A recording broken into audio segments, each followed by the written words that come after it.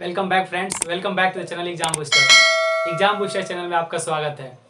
हम Indian geography पढ़ रहे थे। इंडियन ज्योग्राफी के सीरीज में हम लोगों ने इसके पहले गंगा नदी तंत्र के बारे में अध्ययन किया था, जिसमें पहला लेक्चर गंगा नदी से इंट्रोडक्शन था, गंगा नदी का परिचय था। सेकेंड वाला पार्ट था गंगा नदी में उसके बाएं साइड से आके मिलने वाली सहायक नदियां था। आज गंगा का फाइनल पार्ट है और गंगा के दाहिने साइड से आकर मिलने वाली सहायक नदियों का अध्ययन है। और ये इसके बाद, इस लेक्चर के बाद गंगा नदी कंप्लीट हो जाएगी। उसके बाद हम आगे बढ़ेंगे ब्रह्मपुत्र रिवर सिस्टम, ब्रह्मपुत्र नदी तंत्र। उसके तुरंत बाद हम दक्षिण भारत की प्रायद्वीपीय पठार की जितनी भी नदियां उनका हम अध्ययन करेंगे। I hope guys previous lecture आपको अच्छा लगा होगा। अच्छा लगा तो चैनल को शेयर करें, लाइक करें और सब्सक्राइब करें। उसके साथ साथ वीडियो को कंप्लीट देखें, पूरा देखें। आइए लेक्चर को स्टार्ट करते हैं और पढ़ते हैं। गंगा नदी के बारे में यदि आप वीडियो नहीं देखें तो पहला और सेकंड वीडियो, फर्स्ट और सेकंड वीडियो जाके आप प्लेलिस्ट में देख सकते हैं। इंडियन ज्योग्राफी का प्लेलिस्ट में बनाया हूं, उसमें आप देख सकते हैं। ये थर्ड पार्ट है और ये गंगा नदी का फाइनल पार्ट है। मैंने बताया था गंगा नदी जहां से निकलती है और जहां तक जाती है उसके बाएं साइड और उसके दाहिने साइड, बाएं साइड में मिलने वाली ये नदियां हैं और दाहिने साइड में मिलने वाली ये नदियां हैं। तो बाएं साइड के बारे में हमने ऑलरेडी अध्ययन किया था। दाहिने साइड में मिलने वाली कौन सी नदियां हैं, आइए इंपॉर्टेंट नदियों को मैं यहाँ पे जो मैप में नोट डाउन किया हूं मैं आपको यहाँ पे एक बार बता देता हूँ। ये है ग्रीन कलर का है यमुना रिवर है, रेड कलर का गंगा नदी है। ये इसका ओरिजिन है, ये इसका मुहाना है। यहाँ से नदियाँ निकलती है और यहाँ जाके अपने पानी को फाइनली किसी न किसी स्थान पे मिला देती हैं। ये नदी का ओरिजिन स्थान है, उद्गम स्थल है। ये इसका मुहाना है, यहाँ पे नदी मिला के अपने पानी को मिला देती है। यहाँ भी सेम टू सेम वही है, यहाँ है। ताकि एक बार मैं आपको बताता हूँ, ये गंगा नदी है, ये यमुना नदी है। ये ब्लैक कलर का चंबल नदी है और चंबल की दो छोटी सहायक नदियां हैं सॉरी, एक बनास नदी है, एक काली सिंध। उसके सीधे पश्चिम में पूरब में आइएगा तो सिंध नदी है, उसके पूरब में बेतवा नदी है, उसके पूरब में केन नदी है, उसके पूरब में टोंस नदी है, उसके पूरब में सोन नदी है और सोन की एक सहायक नदी रिहन नदी है। और फाइनली ये दामोदर नदी है, ये हुगली नदी है। ये हुगली है जो गंगा दो पार्ट में, एक बांग्लादेश में गंगा चली जाती है जिसे जमुना बोलते हैं, मेघना या जमुना एक्चुअली ऐसे कुछ बोलते हैं। ये हुगली है, हुगली में आके दामोदर नदी अपने जल को मिलाती है। तो ये रहा पश्चिम से लेके पूरब नदियों के गंगा नदी में मिलाने का क्रम है। गंगा नदी अपने पानी नदियां लाके पश्चिम से पूरब साइड में क्रम में मिला रही हैं। तो ये परीक्षा में कई बार ये क्वेश्चन आ गए हैं, पश्चिम से पूरब नदियों को आप एक क्रम में सजाएं। पश्चिम से पूरब साइड में कितनी भी गंगा नदी के दाहिने साइड से सहायक नदियां, इनके पश्चिम से पूरब क्रम को सजाएं, जिसमें आप ध्यान दीजिएगा। चंबल है, सिंध है, बेतवा है, केन है। लेकिन चंबल, सिंध, बेतवा, केन को आप ध्यान दे सकते हैं। जो यमुना नदी है, ये यमुना की सहायक नदियां हैं। जी हाँ, यमुना की ये सहायक नदियां जो अपने पानी को, अपने जल को लाके यमुना में मिलाती हैं। बाकी टोंस, सोन, दामोदर ये अपने जल को फाइनली लाके गंगा मिला देती है, लेकिन ये अपने जल को यमुना में मिलाती है और यमुना फिर इनके जल को लेके गंगा में ले जाके प्रयागराज में या इलाहाबाद कह सकते हैं, या प्रयागराज में अपने जल को लाके मिलाती है।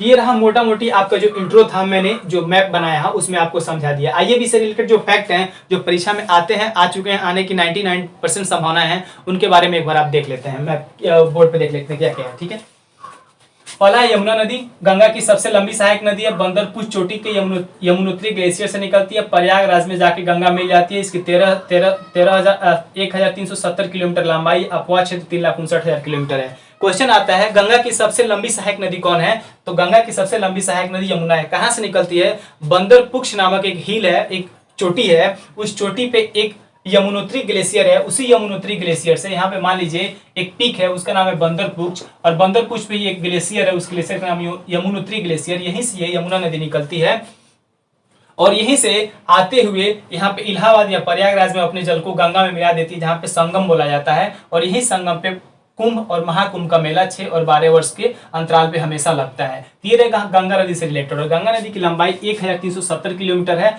और इसका अपवाह रिवर जो बेसिन है 3,59,000 किलोमीटर स्क्वायर है। इससे ज्यादा यमुना नदी में कुछ नहीं आ सकता है।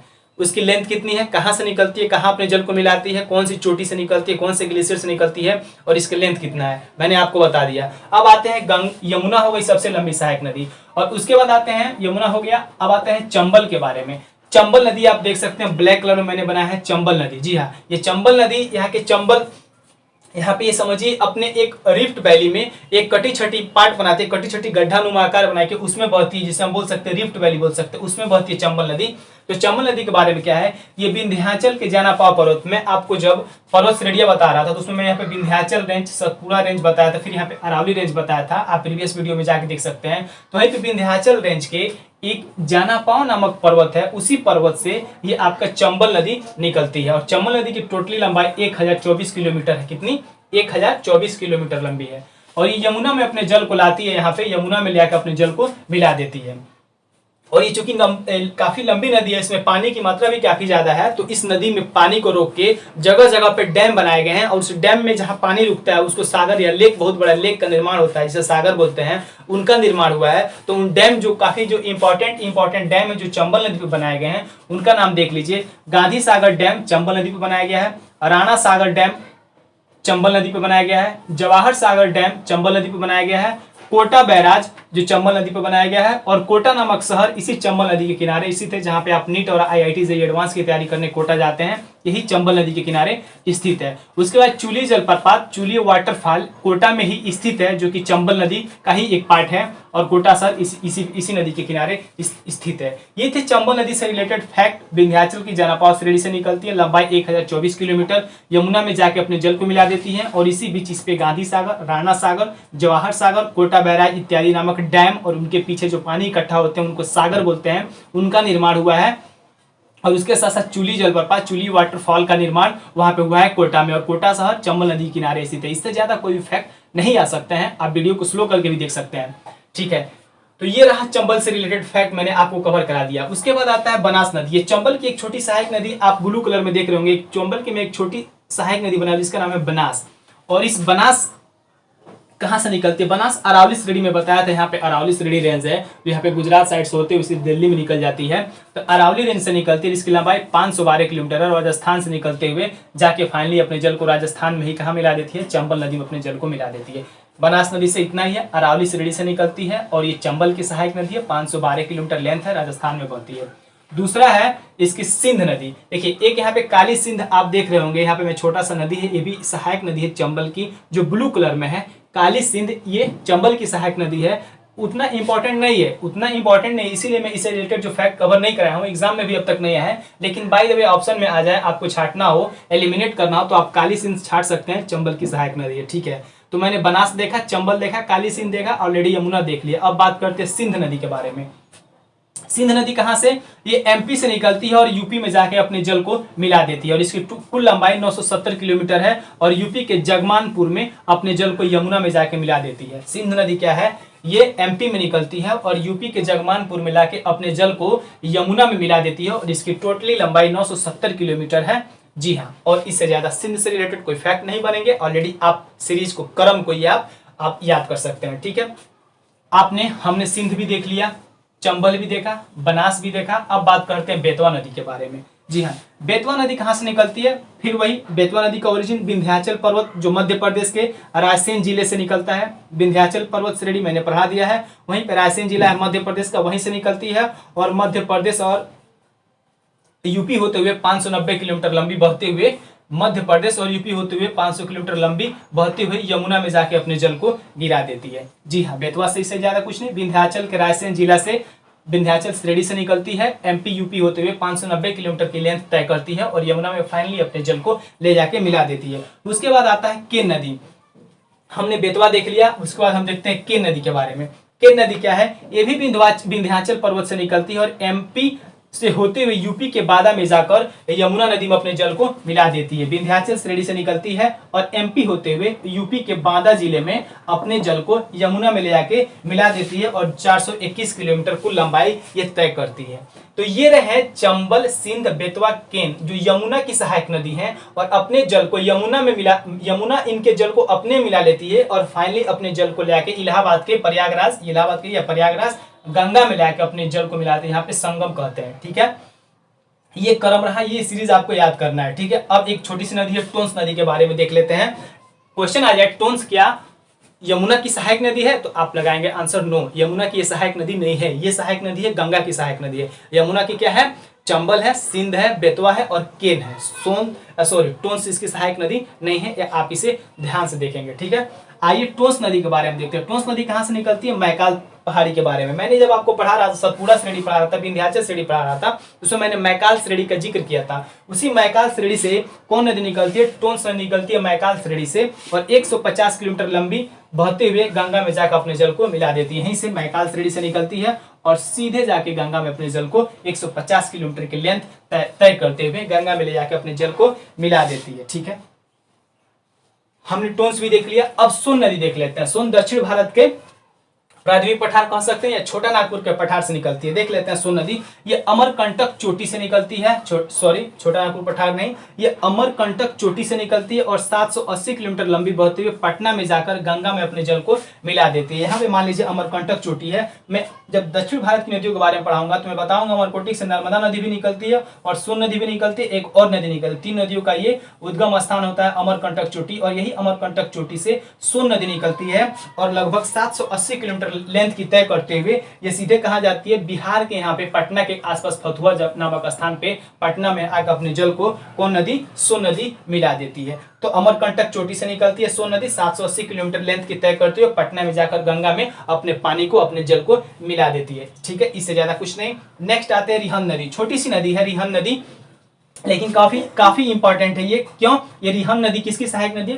क्वेश्चन आ सकते हैं परीक्षा में, रिहंद किसकी सहायक नदी है? तो आप आंसर लगाइएगा, ट्रिक लगाइएगा, रिहंद आपकी सोन की सहायक नदी है। और रिहंद के बारे में जान जाते हैं। रिहंद कहाँ से निकलता है? छत्तीसगढ़, आप जानते होंगे रायपुर इसकी राजधानी है, छत्तीसगढ़ से निकलती है। और छत्तीसगढ़ में एक चोटी है मतिरंगा चोटी, मतिरंगा चोटी से, मतिरंगा पीक से निकलती है और 160 किलोमीटर लंबी होते हुए सोन में जाके अपने जल को मिला देती है। और क्यों फेमस है? यहाँ पे गोविंद बल्लभ सागर बांध बनाया गया, यहीं पे कहीं रोक के इसके जल को गोविंद बल्लभ सागर बांध बनाया गया। और यही गोविंद बल्लभ सागर बांध पे भारत का सबसे बड़ा आर्टिफिशियल, सबसे बड़ा मानव निर्मित या सबसे बड़ा कृत्रिम जो सागर का निर्माण हुआ है, सबसे बड़ा जो झील का निर्माण हुआ है, वही है गोविंद बल्लभ पंत सागर झील, जो यही रिहंद नदी पे जो डैम बनाया गया उसके पीछे जो पानी इकट्ठा हुआ है, जो स्टोर हुआ है, उसी पे ये गोविंद बल्लभ सागर पंत का जो आप डैम है उस पे पानी इकट्ठा हुआ सागर निर्माण हुआ। आप इमेज में भी देख रहे होंगे, हर चीज क्लियरली बताने की आवश्यकता नहीं, आप इमेज में हर चीज देखते जा रहे होंगे। ये चीजें हैं कृत्रिम, इसलिए यहाँ पे रिहंद पूछ दे क्या है, तो रिहंद आप सोन की सहायक नदी है और रिहंद पे ही गोविंद बल्लभ सागर पंत नामक सागर है, जो कि भारत का सबसे बड़ा कृत्रिम सागर है, ठीक है। क्या बोलते हैं आपका झील है, लेक है, और यहीं पे एक बांध है, ठीक है। और इसकी लंबाई 160 किलोमीटर, मतिरंगा चोटी छत्तीसगढ़ से निकलती है और फाइनली अपने जल को सोन में ले जाके मिला देती है। लास्ट बट नॉट लिस्ट, सबसे छोटी, सबसे पश्चिमी आपका ये चंबल से हम स्टार्ट किए, या यूं कह लीजिए बनास से स्टार्ट किए हैं, और सबसे पूर्वी दामोदर में आकर हम खत्म करने जा रहे हैं। और दामोदर सबसे लास्ट पार्ट होने वाली, जबकि हम दक्षिण भारत की नदियों में हम दामोदर नदी को पढ़ते हैं, लेकिन यहाँ भी मैं पढ़ा रहा था गंगा नदी से रिलेटेड जो उसकी ट्रिब्यूटरीज हैं, तो इसमें इसलिए मैं सोचा दामोदर को आपको मैं पढ़ा दूं। तो दामोदर कहाँ से निकलती है? छोटा नागपुर के पठार से निकलती है और हुगली में जाकर अपने जल को मिला देती है। यही छोटा नागपुर का पठार है, यहीं से दामोदर नदी निकलती है और ये हुगली नदी में जाकर अपने जल को मिला देती है। मैंने ऑलरेडी बता दिया, गंगा नदी, हुगली और गंगा 2 पार्टों में बढ़ जाती है। मेन गंगा है बांग्लादेश में चली जाती है, और इसकी जो छोटी एक सहायक नदी बच जाती है हुगली, जो पश्चिम बंगाल कोलकाता होते हुए बे ऑफ बंगाल में अपने जल को मिला देती है। यही दामोदर जो नदी है ये अपने जल को हुगली में जाके मिला देती है। तो दामोदर नदी से रिलेटेड फैक्ट क्या है? छोटा नागपुर के पठार से निकलती है और 592 किलोमीटर की लंबाई तय करते हुए बे ऑफ बंगाल में अपने जल को गिरा देती है, और ये झारखंड और पश्चिम बंगाल होते हुए बहती है। दामोदर वैली परियोजना में 1948 में ही भारत में पहली जो कोई परियोजना का स्टार्ट हुआ था। परियोजना मीन्स बांध, और बांध के पीछे जितने भी जो सागर बनते हैं उनका निर्माण, और उनसे रिलेटेड जितने हाइड्रो इलेक्ट्रिसिटी का निर्माण होता है, जल विद्युत का जो निर्माण होता है, उन चीजों को 1948 में यहाँ इसी नदी पे सबसे पहली बार भारत में इस पे डैम बनाया गया था। दामोदर वैली परियोजना के तहत बहुत से डैम है। जब मैं डैम वाला चैप्टर पढ़ाऊंगा तो उसमें पढ़ाऊंगा दामोदर वैली परियोजना के तहत कितने डैम बनाए गए थे। तिलैया है, मैथान है, पंचेत हिल है, ये तमाम प्रकार के डैम का निर्माण इसी पे हुआ था। वो चीजें मैं अगले जब भी पढ़ाऊंगा मैं आपको बता दूंगा। तो ये रहा क्या, दामोदर नदी से रिलेटेड। और दामोदर नदी से इसलिए बहुत बात बनाया गया, 5, 6 से 7, 8 इस पे डैम बनाए गए। दामोदर नदी को बंगाल का शोक कहा जाता था, क्योंकि दामोदर नदी अपने बाढ़ के लिए काफी फेमस थी। और जब दामोदर नदी अपने पानी जब उसमें भरा जाता था, जब ओवरफ्लो होता था, तो काफी भयंकर बाढ़ लाती थी, जिससे पूरे पश्चिम बंगाल में शोक का एक माहौल बन जाता था, तबाही और विनाश का एक नजारा दिखाई देता था। तो उसी को देखते हुए 1948 में गवर्नमेंट ने दामोदर वैली प्रोजेक्ट का स्टार्ट किया, दामोदर वैली परियोजना स्टार्ट किया, जिसमें तमाम छोटी छोटी बांधों का, डैम का निर्माण करके पानी को रोक के नदी के फ्लो के, नदी के जो वाटर का जो फ्लो है उसको कम करके, और उसके वाटर के जो फ्लो का जो डायरेक्शन है, दिशा को चेंज करके बाढ़ से काफ़ी हमको वहाँ पे मतलब राहत मिली। और अभी बाढ़ बहुत कम आ जाता, अभी शोक नहीं है, लेकिन एक टाइम था जाना जाता था। ये रहा गंगा नदी तंत्र का पार्ट 3। गंगा नदी में दाहिने साइड से आने वाली इसकी सहायक नदियों का हमने कंप्लीट अध्ययन किया, और उसके साथ साथ इमेजेस के थ्रू मैंने आपको प्रत्येक चीज कवर कराने की कोशिश किया। आई होप आपको काफी अच्छा लगा होगा। अच्छा लगा हो तो चैनल को शेयर करें, लाइक करें, सब्सक्राइब करें, और देखें तो वीडियो को पूरा देखें। थोड़ा वीडियो लेट से आया, थोड़ा तबीयत सही नहीं था, लेकिन आगे आपको वीडियो कंटिन्यू मिलते रहेंगे, और उम्मीद करते हैं आप अच्छे होंगे। और सोशल डिस्टेंसिंग, मास्क, सैनिटाइजर का इस्तेमाल करते रहें। परिस्थिति काफ़ी नाजुक है, तो अपने आप को बचा के रखें, फैमिली वालों को भी सेफ रखें। चलिए।